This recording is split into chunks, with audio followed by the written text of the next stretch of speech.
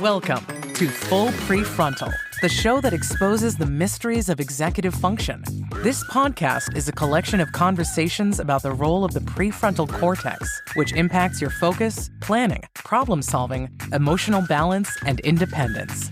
So join us as we explore executive function and the science of learning. And now, here's your host, the founder of EXQ, Sucheta Kamath. Welcome to another episode of Full Prefrontal. My mission is to help people understand that their brain's prefrontal cortex, at its best, acts as an orchestra conductor, directing actions, guiding emotions, tweaking responses, and calibrating decisions in order to create a beautiful, harmonious symphony of well-lived life. And the glue that holds it all together is your social skills, your ability to form relationships, your ability to reciprocate, your ability to understand the minds of others, and your ability to resolve conflicts. But some of us are more gifted in that area than the others. And it's really important that we engage in conversations so that we can uncover the key components that drive and propel the prefrontal cortex to regulate itself and lead to better and more meaningful relationships.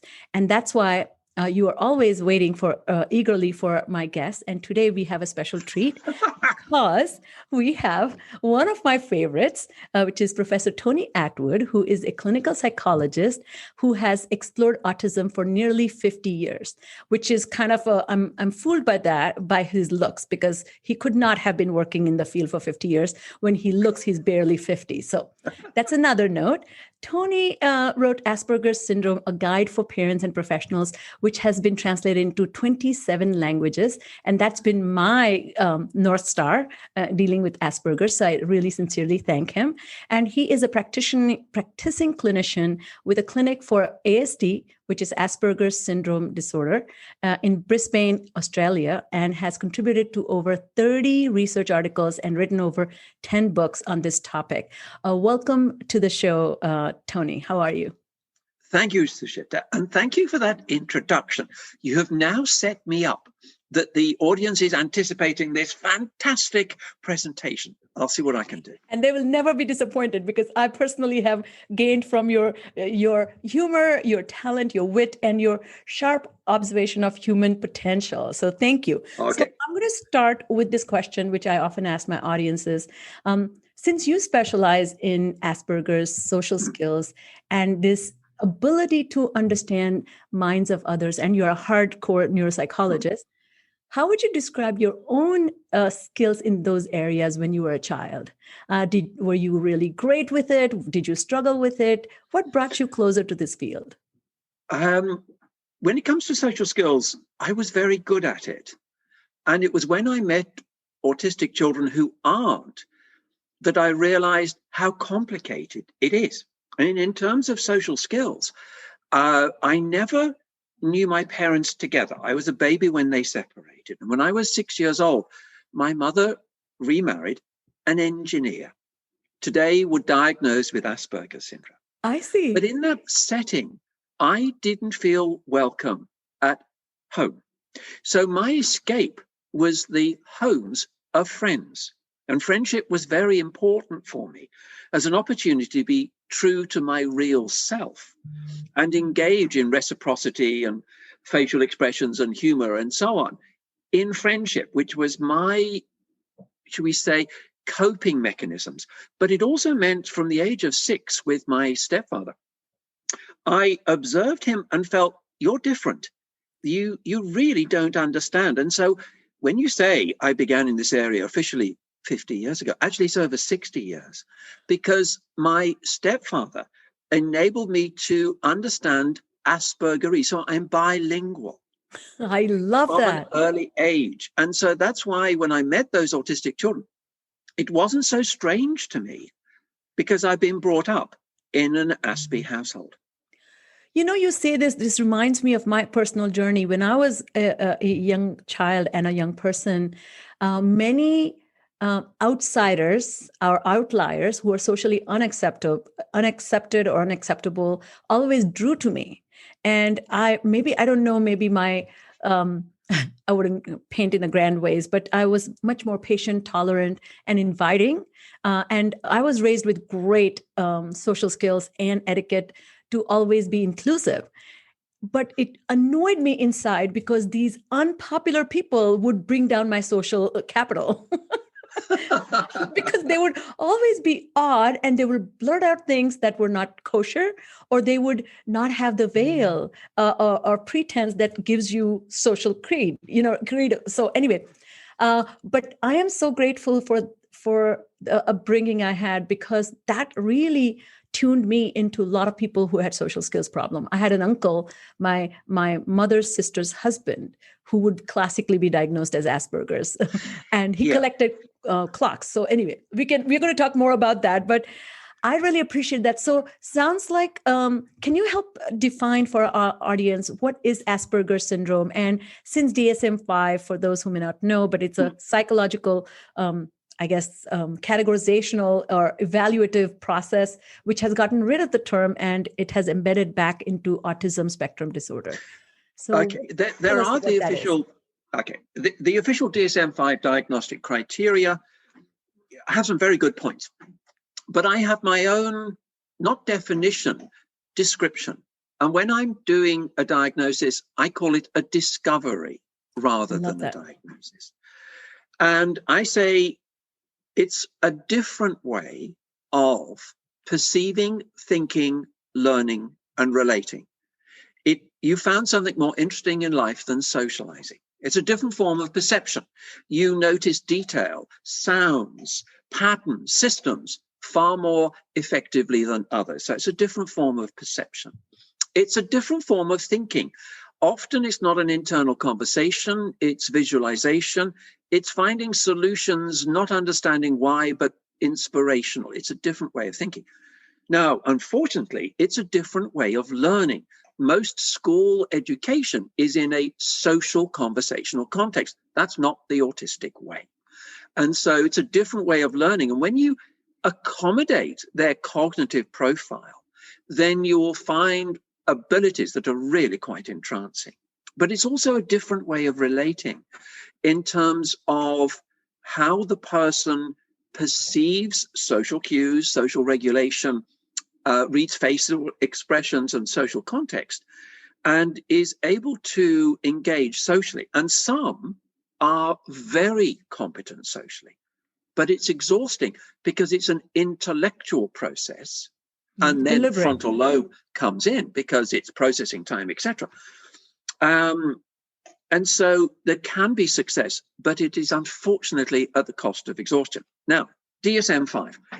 DSM-5 is, on the whole, I do think it has many positive aspects, but I do think that it is most unfortunate that the United States, in terms of its psychologists, psychiatrists, and professionals, have a perception of autism that Leo Kanner produced in terms of the silent, aloof autistic child. And we have yet to have someone other than Fred Volkmar in the United States who champions the far end of the spectrum. I call it, it's like visual impairment. There are those who are blind. Oh, very obvious. But there are those like me. I am visually impaired, but I'm not blind. And I see the social dimension of autism like visual impairment. And we need to accept and support those who, in the terms of the social development, can do reasonably well to a certain point. And DSM-5 in section, to a certain extent, the section that refers to camouflaging and compensating, I think DSM-5 is right in that. But the American view is one of a disability, primarily for financial reasons. And DSM-5 is for money. It's basically so that the person can be given insurance company funding. It is sufficiently severe to warrant that. We've got to go beyond the finance and look at the individual and realize this person has major social needs, and we need to accommodate that and approach it from the autism perception. So this is a problem we have with girls and women. the United States does not have a champion for the girls and women, or those that I call at the upper end of the spectrum. And so in Europe, Australia, and other countries, they have been far in advance in terms of both research and therapy for such individuals compared to the USA. Sorry, but that's my perception. No, I'm so glad you, first of all, I think laid out the foundation. And two thoughts come to mind about what you just said about that inclusivity. As we widen the circle of inclusivity, and more important value we gain is lack of stigma. I think that is so important because it's not only comes from something lacking, but something that is strengthening you. If you have a language that you speak, I mean, to me, people with autism are multilingual. They speak visual, spatial language that many people are impaired. You know what I mean? And the point, though, I think the analogy that you gave with the visual impairment with glasses or no glasses, one thing is the reason maybe there was quicker acceptability of you needing correction in spite of your visual impairment versus autism. It doesn't involve other people because imagine like if you bumped into people as part of your visual impairment, then you will be a bigger nuisance, not you, but your disability. So there is that interdependence on social skills where lack of somebody's ability to socially relate appropriately interferes with others' ability to interact with them. Do you think that has to do with the way we approach autism and particularly Asperger's and the stigma that goes with it?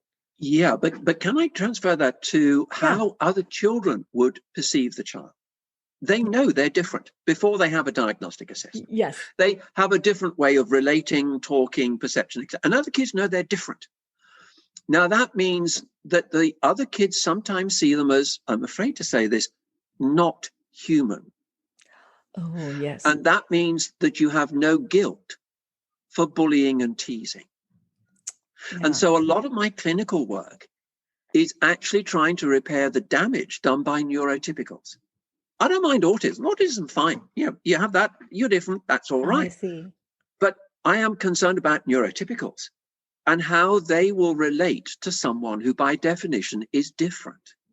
And that will bring out either compassion or cruelty. And that cruelty can lead to trauma and despair that we spend a lot of effort trying to undo what neurotypicals did. It's not the autism. It's often the result of neurotypicals. And, I really, my heart aches as I hear you speak about this, that there are two paths. One is cruelty or compassion. And what is up with us as neurotypicals? Why is there such a compulsion to assimilate, and particularly children? They don't want to be different. And then anybody who's different, who is dehumanizing that. I will tell you a quick story. I had a second grader. A mom was giving her bath, and she noticed that she had long red streaks on her back. Not one or two, there were like 7 long streaks. It looked like somebody had crawled their nails on her back. Mom was panicked and she called the teacher that night. Immediately next day she showed up at school. Everybody gathered and they said, no, nobody has touched her, nobody has interacted with her. And so they tracked everything, what had happened. So they said the only time we have seen her do is this was before even she got the diagnosis. She does something very unique, they said, not weird, but they said she sits in the corner of the playground gathering pine cones. And so we wonder. And so once they started talking and I got involved, it turned out this girl did not know how to engage these kids. So she would invent these games, and she had, of course, trouble, but she would invite them to slide the pine cones back her back. So the kids did it a couple of times. They thought it was weird, but funny, not fun. Yeah. And she got their engagement. And of course, that was the reason she got the streaks on her back. The challenge there is everybody went to protect her, but she didn't understand anything like why this is not a good way to engage. But also the other kids did not do that. You see what I mean? they readily engaged with that. And that's pretty heart-aching. These were normal kids. These were decent kids. These were not harmful or weird or bullies. They were just went along. Yeah. I think when we, just expanding on this a little bit further, you asked, the original question was about my own childhood. I strongly suspect that on my father's side, there are signs of autism. And I think there are those who are neurotypical, are born with the neural structures genetically to understand autism. Mm. And I think you'll find that there are some people who understand autism. They've never had any training. They just get it. And when you ask, he's just like my dad. He's just like my uncle. My granddad was like that. Or my grandma was like that. And then I think it's not just observation of that person. I think the neural structures are there genetically to get it very easily, but they're a minority. I see. Oh, wow. So let's talk a little bit more about this. What are the symptoms of somebody? How do you diagnose them? And what are the typical concerns, or what age group parents become very concerned? Okay, I think there are certain essential components, and DSM-5 is absolutely correct in the term reciprocity. It's the balance. And it can either be the aloof autistic person who really is on the periphery, doesn't want to engage, lack of eye contact, is being alone, not lonely. But I also know of the extrovert as opposed to introvert. Now, the extrovert wants to socialize, wants to engage, a little bit like that girl that you were just describing. And the extrovert splits into two groups. One I call Italian drivers. They don't read the signals. Now, your face, as you smiled, it's like traffic lights. Green light, keep talking. If your eyebrows went down and you looked a bit puzzled with your head to one side, amber light, slow down and explain. If you burst into tears, red light, I'd stop. So they don't see the no tailgating signs, the men at work signs, and keep interrupting you. And they break the codes, and they can't understand, what did I do wrong? But they have a lack of theory of mind, that is the ability to perceive non-verbal communication. But over the last 5 to 10 years, we found that there's another group of extroverts that pull back, observe, analyze, and imitate. In autism, you're very good at looking at systems and patterns, especially pattern breaks, but patterns. And if you're not good at social, you say, okay, I'm going to watch. I'm going to look for patterns. What are the social rules? And when I get them, I will be the rule policeman. And I'll become very upset if somebody breaks the rules, and it's not fair. So this is an individual who observes the patterns, analyzes the interplay. It's a complex intellectual process, and then creates a mask to camouflage and compensate in various ways for their social confusion. It's a script. And what I say is, and this was from a friend and colleague, Maya, again, who said the person should be awarded an Oscar every day for their performance as neurotypical. Wow. And so what I've got to look at is, in the diagnostic assessment, the degree of withdrawal. Do they read the signals? Do they give me the signals? What you've got to do is create an opportunity of reciprocity and engagement.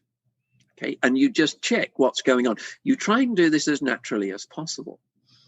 But then there are those that, for example, have in ADOS, it's an absence of social gestures. But you have the girl who goes, and I don't know. And then I don't know. And then I don't know.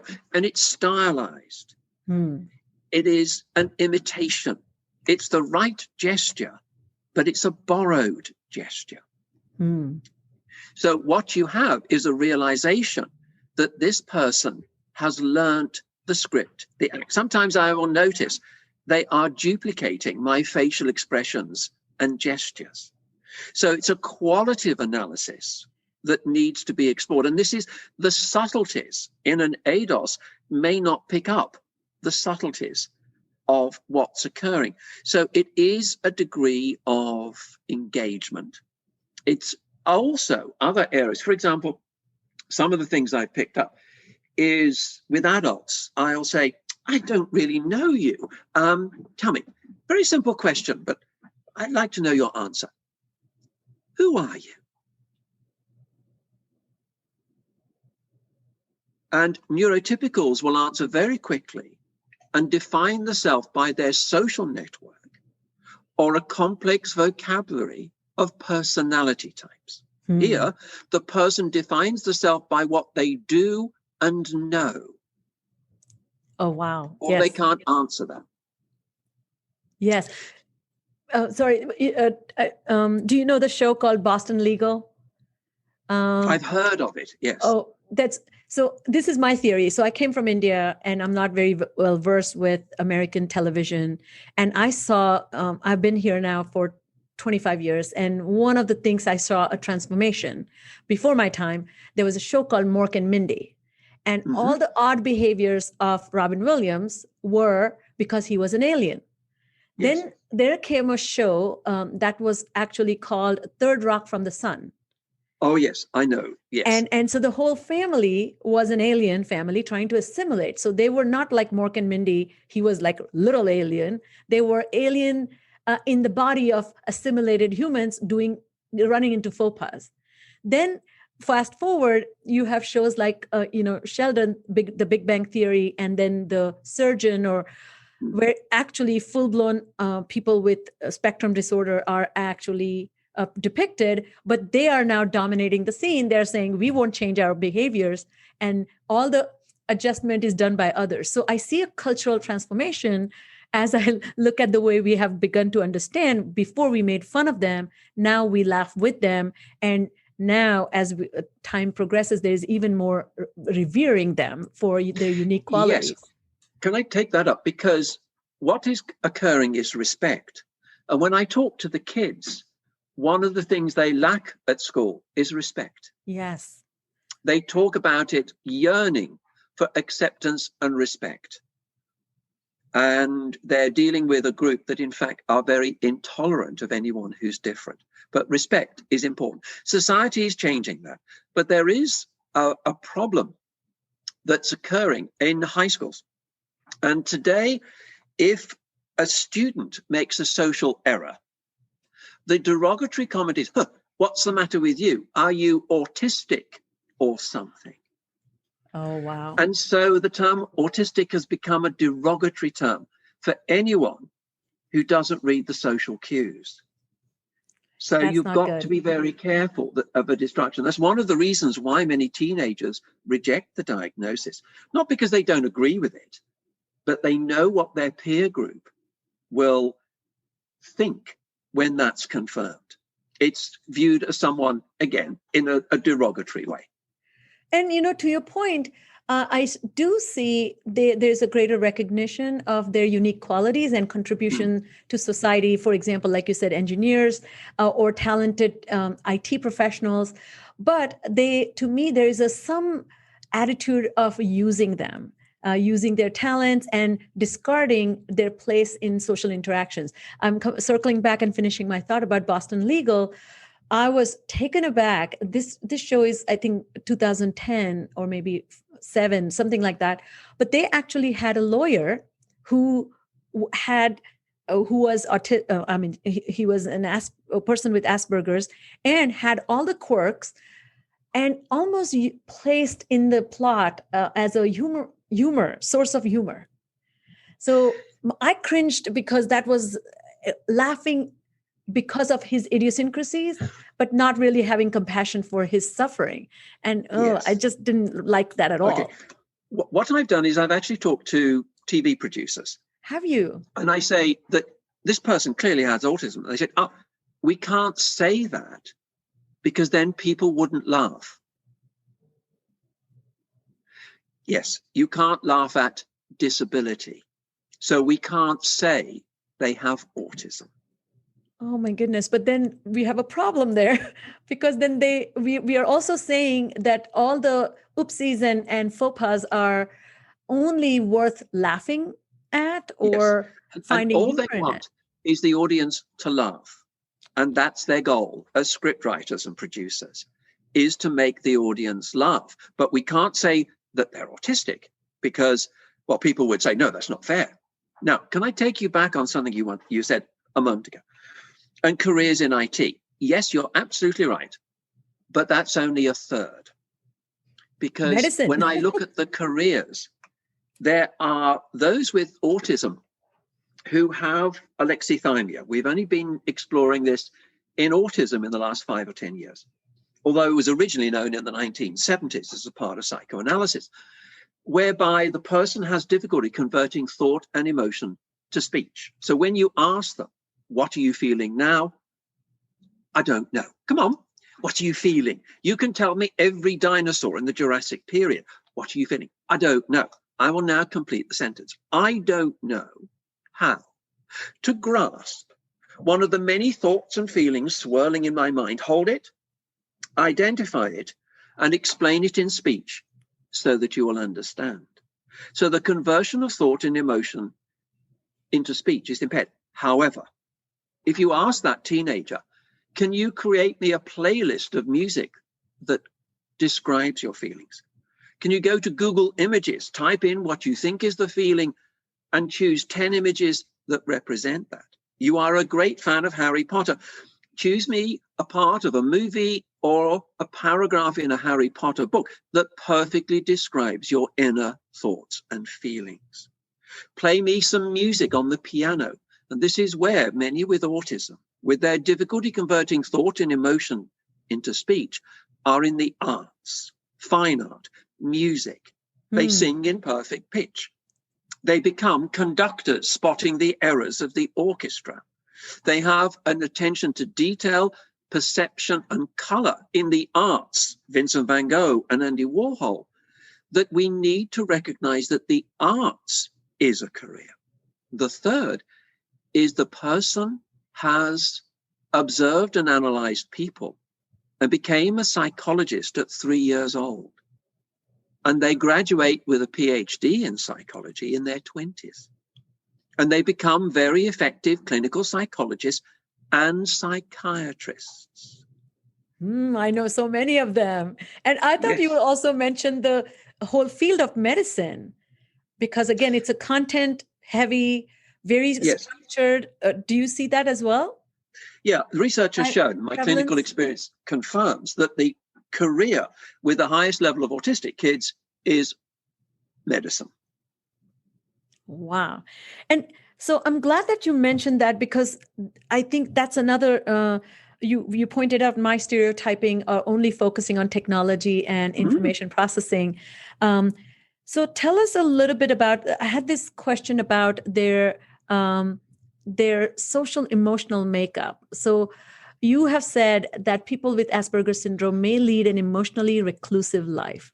And in your book, you talk about one example of Liliana, I think, one of the adult patients who eagerly explained, I don't have emotional skin or protection. We are exposed, and that is why we hide. I love that you captured that in your book. What does that mean? Okay. First of all, when you do formal testing of the ability to read facial expressions, body language, what we call theory of mind, and you show that person with autism a facial expression, what's this person feeling? They go, either I don't know, or 5 seconds later, they cognitively worked it out by a process of elimination and checking back with previous images in their mind. It's a retrieval process. They can actually get it. And so often in a formal setting, the person has difficulty reading nonverbal communication. The other problem is it is so fast. Processing time, executive functioning, means that they are often missing it and out of sync. So that can be one of the problems that occur. However, in the autobiographies and in the conversations, especially with women on the spectrum, they describe a sixth sense perception of emotion in others. And I will talk to somebody and they'll say, I'm feeling sad today, really sad. I said, oh, what's happened to make you sad? What event has occurred? Nothing. Oh, I had a chat with Rebecca. Rebecca's feeling sad. she infected me with her sadness. Yeah. And this is why sometimes the child becomes very upset if the teacher, in correcting them, is irritated, disappointed, even to a minor degree. The child finds that very aversive. And so sometimes social withdrawal is not purely because of social immaturity and confusion. It's a protection mechanism from emotionality in others. And when I ask, where did this come from?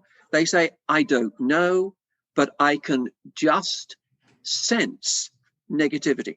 And I'm infected by it. Now, if you go to this further, in autism, unfortunately, they're not easily infected by happiness and euphoria. They'll be very quickly infected by disappointment, irritation, anxiety, anger, for example, and they're very reactive to it and amplify it. But if you try to jolly them up or use affection and those sorts of things, no, it doesn't. It's like a filter system or should we say a plumbing system. The valve will only allow through negative emotions, but not positive. You know, and it's really disheartening. I have an adult person, an adult I work with, and she's very sensitive to changes in mood of others. And one of the filters she has developed is, what did I do to make you feel this way? So her immediate self-blame comes in. And so we're doing like just the CBT approach, but doing a lot of perspective taking. Is it possible for others to have certain experiences that is influencing their emotions and they're not in relationship to you? And it takes a lot of cognitive effort, as you know, to walk yourself through that. It's not me, it's you. It's not me, it's you. It is. Right? Okay, but you've also identified there another autistic characteristic of self-blame. And when I explore this further, this doesn't come from parents. This doesn't come from teachers or peers. It's self-imposed. And that self-blame, that self-doubt, it's a fear of being judged, actually, in general. They don't like people judging them. But also the component is their tendency to be self-critical, to personalize in their cognitive, should we say, thinking distortion, is what did I do wrong in that situation, without realizing the perception of others, their motivations. And if you can't understand the motives of others, your first reaction is going to be, what did I do wrong? Because I can understand that, but I can't understand your motives. And it's that difficulty of understanding the motives can lead to cognitive, I suppose, to a certain extent, it is ruminating on why people would tease me, why people would do that. And because you can't find an answer, you can't have closure. And that causes a lot of problems. Yeah, and this reminds me of Hannah Gatsby, the comedian from Australia, who came on the stage, broke on the stage with it was so well received that the next show she did, she came out as having autism spectrum. And I have heard now a lot of her interviews, which she talks about not knowing there was anything wrong with her in a way, but never always getting excluded, and that she wasn't even aware that she was being excluded. Her lack of awareness kind of acted as a protection until she became a teenager. And then the social world opened up a little bit, only to realize you're not part of it. And right? Okay, can I take you a pause on that? Yes, please. Because as a clinician, this is why the girls are often not diagnosed until the teenage years, when the wheels fall off.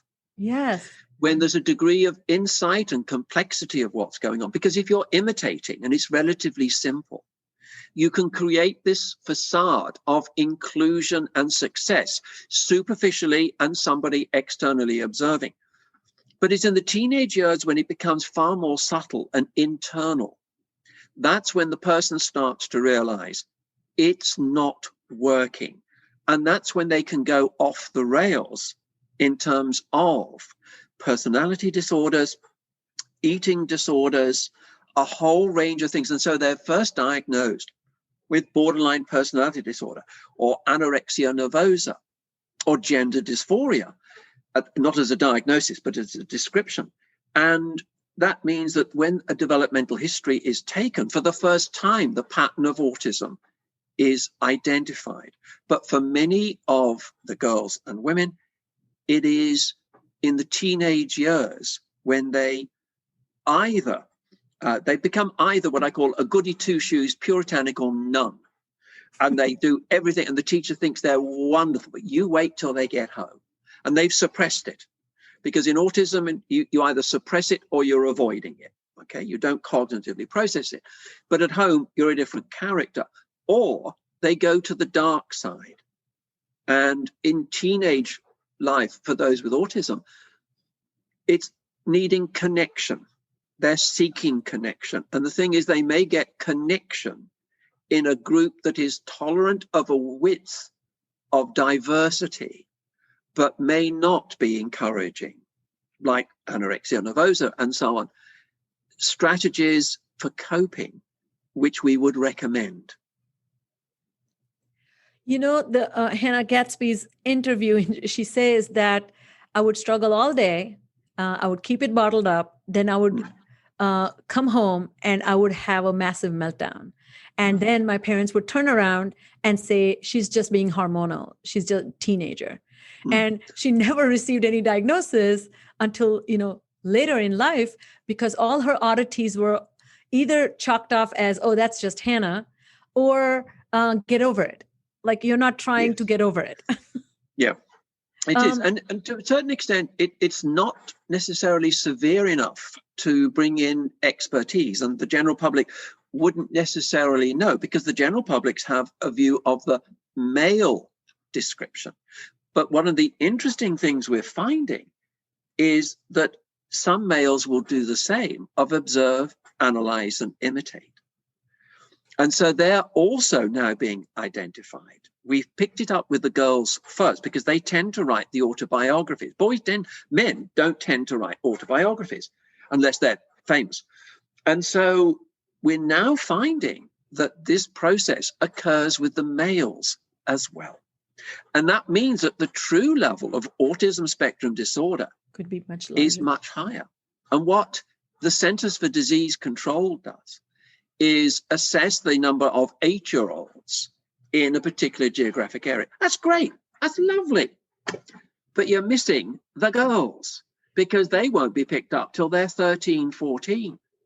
So it's still a conservative estimate. Wow. So could you speak to this contradiction in people with Asperger's syndrome? What they lack in their interpersonal relationships or social reciprocity is made up by their remarkable ability in a chosen area of expertise or interest, maybe, and often called in our field like special interest. What I see is that they tend to know a lot of facts and details about certain topics. They seem to be collecting objects. They have very, very, very hyper-focused interest. And what they bring to the conversation is conversation about the stuff and not of people. Okay. And this is where I find round about from age 9 onwards, you tend to get autistic friendships with those who share the same interests. Now, obviously, it's Minecraft and a whole range of things too. But what the person will do is search for someone who shares the same interest, and that's one of our common grounds for friendships. It may be Lego. It could be a whole range of things that are of similar interest. It's Comic Con and cosplay. It's the Harry Potter group or the Star Wars Appreciation Society, Star Trek conventions, etc. And so you will find someone, and the basis of friendship is similar experiences. And so sometimes the greatest friendships, but also the greatest wisdom, comes not from professionals. It comes from those on the spectrum themselves. So when I'm running groups and somebody presents a problem to the group, I can maybe come in with a suggestion, my colleague Michelle may, but if the suggestion comes from somebody else on the spectrum, it has far more credibility Yes. because they've experienced it.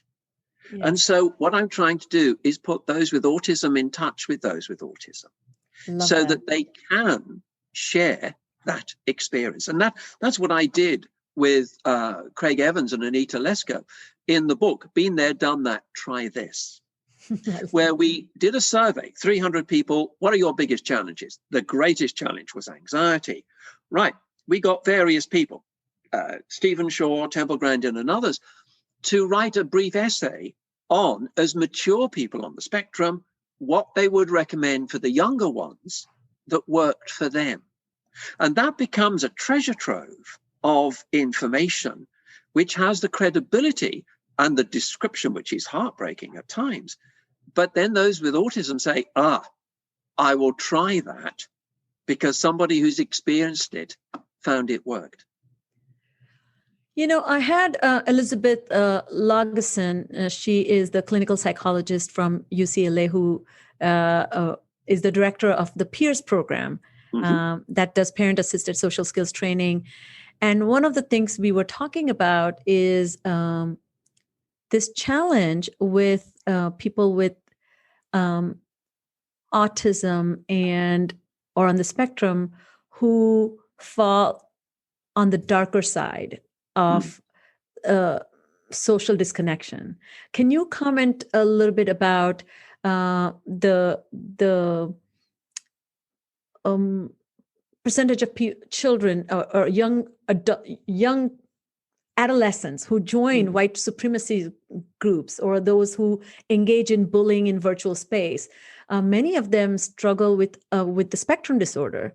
And not understanding the full ramification of other impact of their behaviors, particularly lack of face-to-face interactions, but really not seeing, or whatever treatment they have received, they tend to respond to that in a way that may be not so savory, but also not understanding the impact. What is your experience in that? Okay, several things there. Many of the teenagers are seeking connection. They're not necessarily being accepted and connecting with the conventional teenagers, young adults.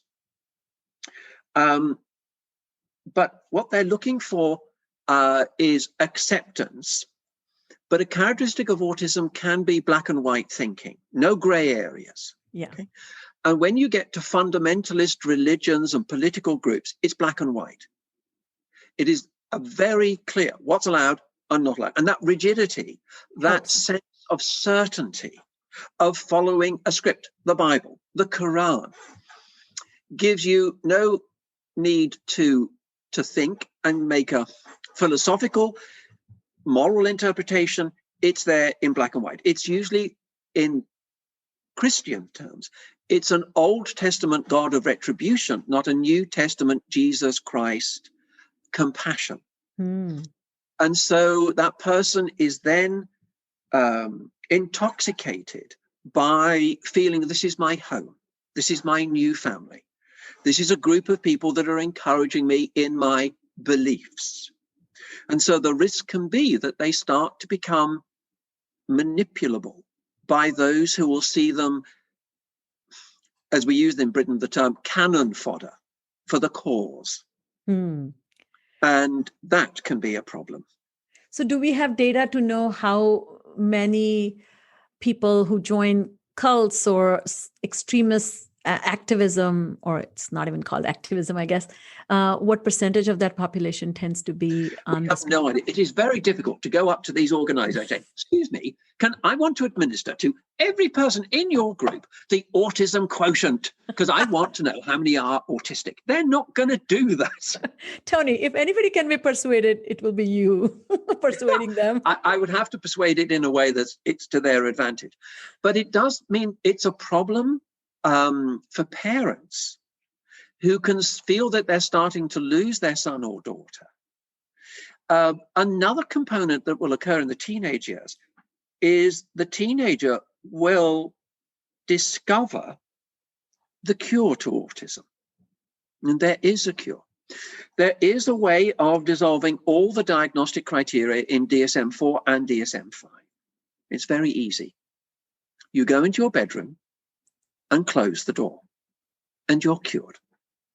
Wow. Because you can't have a deficit in social emotional reciprocity, in reading nonverbal communication, and maintaining friendships and relationships. All section A of DSM-5, go. Section B, you can flap, you can rock, you can live in an environment where there are no sensory intrusions. You are able to engage in your special interest and nobody tells you to stop it. And your routines and rituals are to cope with anxiety. You're not anxious anymore. You're cured. And so for many teenagers, they become a recluse in their bedroom on the computer. They may change day-night cycle and they say to mum and dad, what's the problem? I don't cost you much. All I do is at midnight, raid the fridge, go back to my room, lock it, and I'll put all my laundry once a month outside the door and just put it in a pile when it's done. And so they found the cure, because you're not going to be bullied, you're not going to be teased, you don't have to stress yourself by social emotional situations. So they found the cure. The cure of autism is solitude. Now, especially solitude in your bedroom or nature. And you have behind you an autism-friendly environment. It's nature. It's natural sounds. It slows accelerating thoughts. It's a sense of peace and tranquility you can't get in social urban life. Yes. You know, and plus also I think there is stability in nature where it takes a long time for change to happen. So if I mean, unless you have like a rain when it was sunny, not that kind of thing, but the landscape, you know, there is some anchoring effect there when you have mountain that doesn't go away. You have trees that always give shade. That's like some sense of reliability you have, and you don't have to interpret what they're doing with you. No. And you don't have surprises. No surprises. Yes.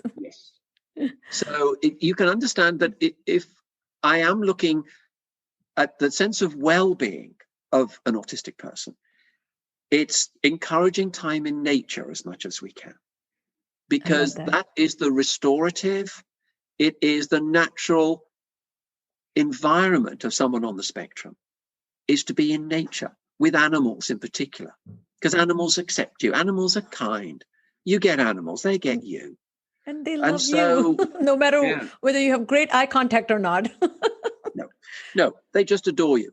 So as long as you feed them. It means that what we're having to do is look at not behavior modification, but environmental modification, because many of the autistic behaviors are coping mechanisms for stress because of the intense social environment they are in. You have a different person in a different environment. So you already touched upon this, but does treatment is treatment the right word when we talk about is the word intervention a better word, or is the when, like you said, environmental modification, but empowering individuals to recognize the nature and scope of their diagnosis and understanding what is you can, you know, the kind of people, like dealing with acceptance. I do a lot of self-advocacy work and teaching how to understand you can stay different. You don't need to learn all the social skills, because it will only take you to a point where you're imitating, as you mentioned, or there's always going to be a place where you are going to be like, oh my God, this is way beyond my pay grade. So what will be, how do you structure intervention? And what's the role of CBT? You said one of the key words, acceptance. Be a first-rate Aspie, not a second-rate neurotypical. Oh, I love that. Okay, It is accept who you are, but explain. Don't change, explain. I'm the sort of person who tends to look away when you're talking, helps me concentrate on what you're saying. I'm not being disrespectful. I'm the sort of person who loves talking about Russian T-34 tanks. Unfortunately, this is boring for other people. If I'm boring you, I'm not good at reading the signals. Let me know and I'll stop. I'm not good at reading the signals. So rather than teach, it's explain. And then the neurotypical goes, I've noticed that. Now I know why I understand and accept. So if I'm looking at treatment, I am also working on acting. When in Rome, do as Romans do. So when you are at work or in various situations, this is your role, this is your script. It's the artificial you. When the curtain opens and you're on stage, this is what you do. However, when the curtain closes and you go home, be true to yourself. But to get the job you want, you've got to learn the niceties, the script and so on. If I do look at treatment, yes, absolutely. But it's not for autism. It's for anxiety, depression, and emotion management. Yes. And that's not in the diagnostic criteria. But there is treatment, but it's because of problems expressing and managing and regulating emotions. I love that. I had your colleague from Australia, Dr. Ron Rapay, who studies anxiety or provides interventions. And I think that was the same point. I think what he was saying too, that anxiety may be a response to the amount of stress you're feeling. It may not be the original diagnosis, but any treatment you're providing is the tool set to manage it. So last question I have about, and then don't forget social skill development, where understanding. Hey, look at the guy. No. I mean, I am a speech pathologist, so we do pragmatic interventions, which is actually understanding the setting and the protocol of each setting, and understanding needs of others and expressing or checking in with others and providing them that emotional support in the best capacity you can, so that they also, knowing that they have goals, desires, needs, and emotional requirements. So the last question I had was about being duped. One of the challenges with somebody with Asperger's is this inability to understand intent correctly and being taken advantage of. They become very susceptible to scams and emotional manipulations or exploitation at workplace, never giving them promotions, keeping them longer hours, never really, because they don't understand the nuances or the politics. Is this something you work with or experience? What are your suggestions for tackling those challenges? Okay, you've gone through one dimension of that, which is the naivety, gullibility, generosity, and kindness, and taking people by what they say, not what they mean, and assume everyone is as kind as they are, which means that employers may take advantage of them and so on. However, I want to go to a darker side, particularly for the teenage girls and young women and the sexual predators. Yes. And they don't read the intentions. They don't have a group of friends to go out with for protection. They don't have a group of friends to say, I wouldn't trust this guy. In their naivety and, shall we say, euphoria, yep, I'll go to the bar. Yep, I've never had vodka before, etc. And they are intoxicated by the attention, but not aware that the intentions are not honorable. And so there are a couple of books, one by, Debbie Brown wrote one, and Leanne Holiday-Willey wrote another, because of their own experiences. They don't want others with autism to experience that. So what Leanne does is, or did, was that if somebody new comes into their circle of contacts, she has a group of friends who are very good at character judgments, and she ensures that they see them and indirectly assess them. And if they say, Leanne, you're not very good at this, are you? She said, okay, that's it, no more. Or if they say, no, Leanne, I think that's okay, but slowly, carefully, because there can be an intensity. In autism, there's a problem of intensity. Yeah. And of taking it too fast and being too excited and intoxicated by the situation. So I do have to explain to parents and teenage girls and young women. With the young women, when I talk to them, there are frequent descriptions of date rape. There's abuse, that is financial, emotional, physical, and sexual abuse that occurs. There's low self-esteem. I'm not worth anything more than this. And they tend sometimes to be attracted to lame dogs who are not good in potential relationship qualities. And so sometimes that can be a problem of, it's like either a moth to a flame and they shouldn't go there, or the predators will spot their naivety, insecurity, lack of support network, and to be taken advantage of. Again, the problem is neurotypicals, not autistic people. Yeah, and I think that's the sad part, that the bystander effect. You need society to be looking out for those who appear. A drunk girl who came alone or is now going with a guy when she's actually not even walking. He's holding her up. That should be an alarming. But I think we have become very, I don't know. I don't want to call it indifferent, but people are just so cautious about what their role is. You know what I mean? This is a function, I think, of high density populations. If you live in a village, people will step in. Yeah. But people cope with high density living by creating a bubble or barrier. It's their only way of coping. So if they're on the metro or a bus, they won't look at each other because it's too crowded. Yes. But if you've got a bus in a village community, they're all chatting, and they are socially engaged, but responsible for each other.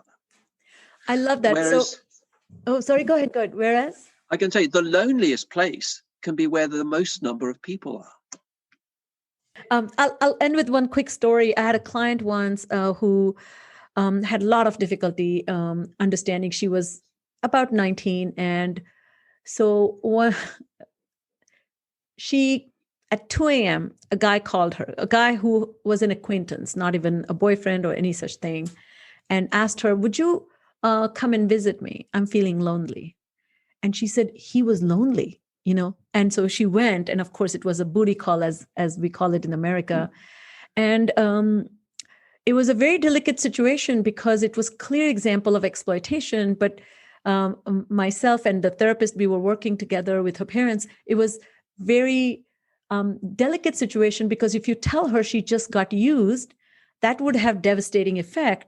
But then how do you, we had to really craft as a collective strategy about how to create those confidants by whom you run these decisions. Okay. And this is some of the new work that I'm doing, again, with my friend and colleague, Michelle Garnett, is building resilience, a concept of self.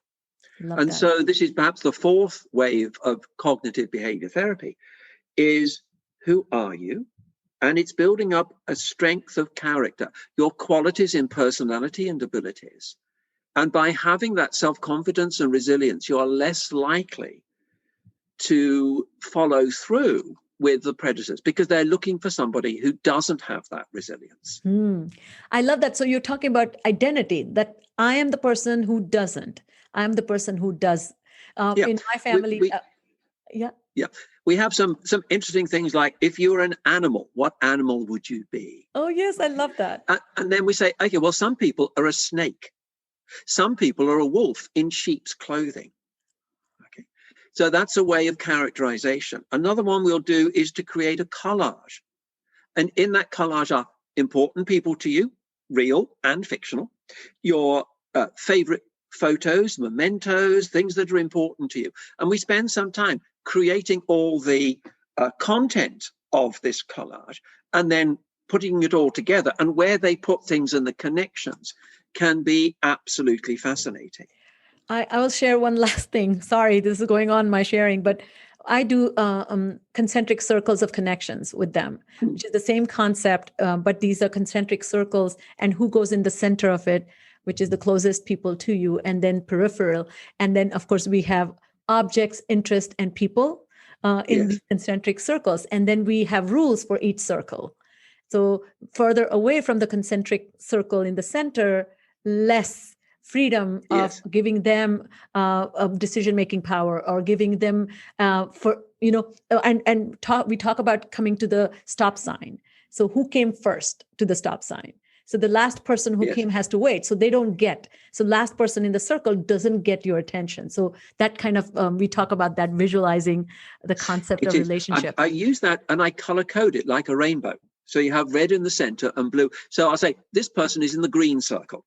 Now, this person is in the orange circle, and just using that color coding can Love speak that. volumes. Yeah. Okay, so I don't color code. That's a fantastic idea. Well, Tony, I have taken up a lot of your time, and we obviously can talk for hours, not just 1 hour. Days. Yes.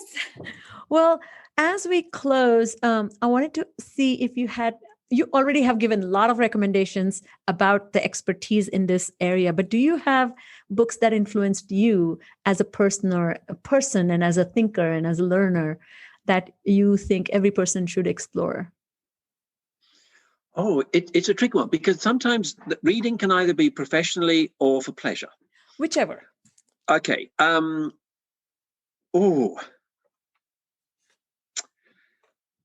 Good question. Where did I begin?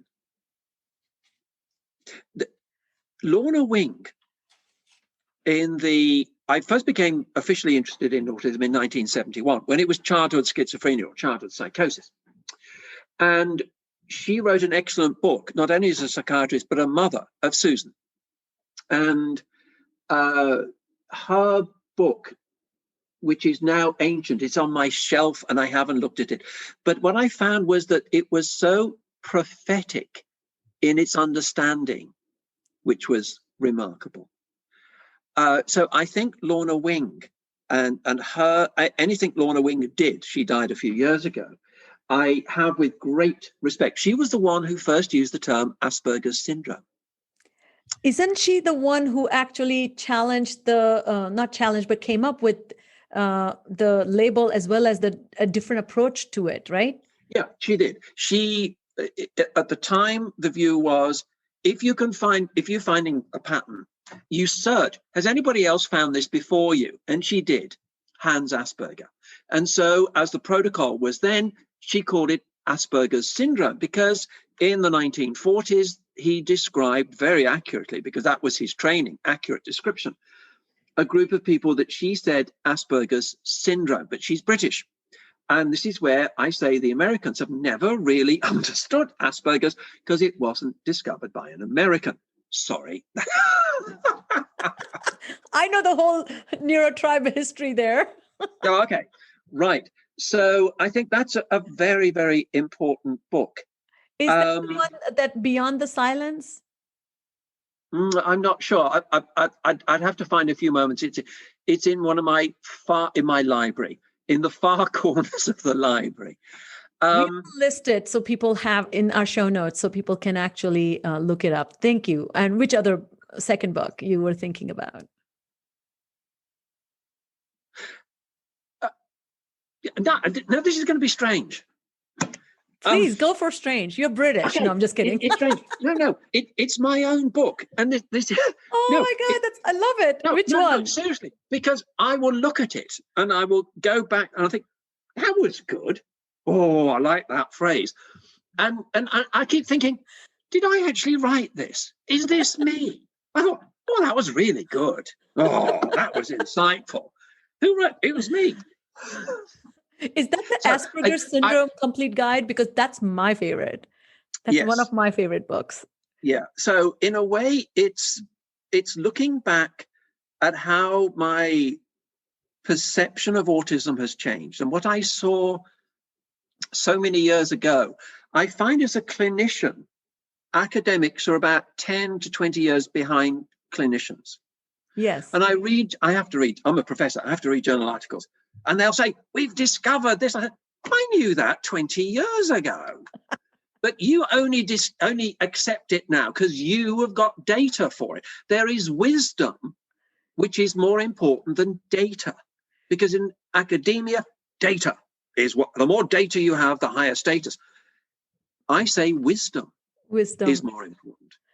Well, Tony, you are amazing. And I'm, again, I'm moving to Australia so that I can maybe 1 week in the pandemic. So not to scare you, but thank you for being with us and sharing your wisdom. Again, I think, yes, you are not wrong to admire some of the writings, because sometimes there's a lot of poetry to your writing and there's a lot of compassion. And I think as you look back, you can wonder, but you just know that every person who reads your books feels the same way. There's a sense of, wow, that is so beautifully said. And you bring a hope for us. Thank you. It means that as they watch this, they will now have a face and a voice to what they've read. And they will know that what they read is my voice. Yes, yes. Well, folks, if you enjoyed what you heard today, please share with your friends, subscribe to our podcast newsletter, and like or leave a comment. We are sure to read any questions you post. And thank you for staying connected and always sending good wishes our way. Once again, this is Sucheta, and I look forward to getting together again on the next podcast. Thank you, Tony. Okay, thank you, Sucheta. Thank you for listening to Full Prefrontal, exposing the mysteries of executive function. To contact your host, Sucheta Kamath, and learn more about her work on improving executive function, visit her website at exqinfiniteknowhow.com. That's www.exqinfiniteknowhow.com. Tune in next week for another informative episode of Full Prefrontal, hosted by the founder of EXQ, Sucheta Kamath.